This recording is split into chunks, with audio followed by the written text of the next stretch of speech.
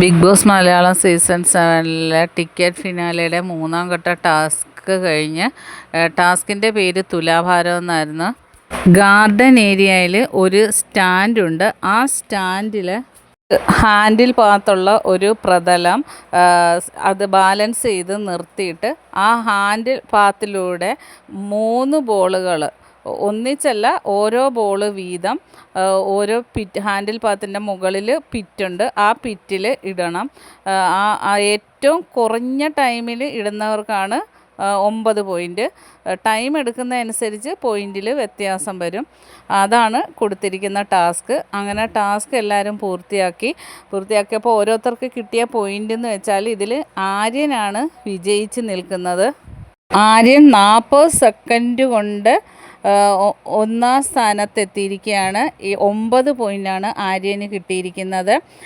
42 second എടുത്ത് രണ്ടാം സ്ഥാനത്ത് 8 പോയിൻ്റോടുകൂടി അക്ബർ എത്തിയിട്ടുണ്ട്. 1 മിനിറ്റും 1 സെക്കൻഡും എടുത്ത് മൂന്നാം സ്ഥാനത്ത് 7 പോയിൻ്റോടുകൂടി നെവിനാണ് മൂന്നാം സ്ഥാനത്ത് എത്തിയിരിക്കുന്നത്.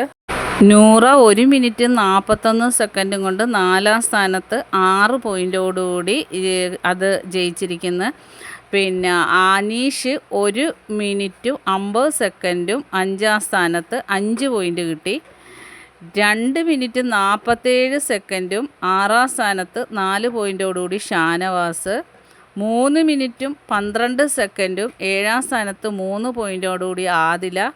3 മിനിറ്റും 25 സെക്കൻഡും 8-ാം സ്ഥാനത്ത് 2 പോയിൻ്റോടുകൂടി സാബുമോനുമാണ് എത്തിയിരിക്കുന്നത്.